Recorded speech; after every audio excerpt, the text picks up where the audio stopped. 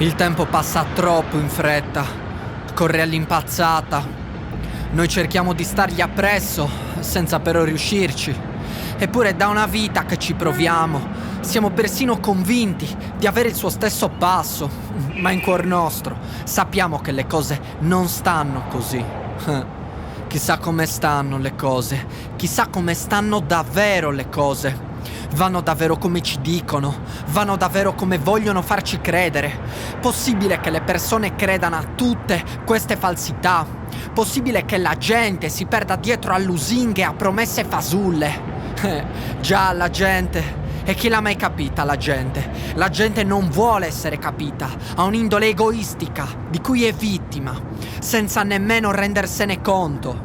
Le persone sorridono e si ripetono che va tutto bene, ma in realtà sanno benissimo che nulla va bene.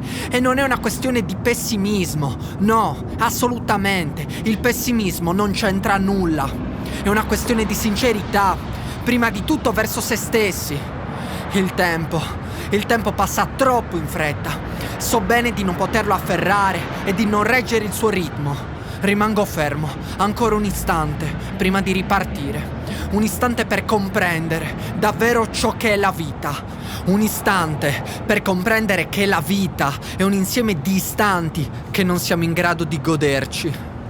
Comprendere, ecco cosa voglio. Voglio comprendere dove sto andando. Voglio comprendere dove mi porteranno questi passi. Voglio comprendere in modo da non indossare maschere. Voglio comprendere per non finire come tutti gli altri.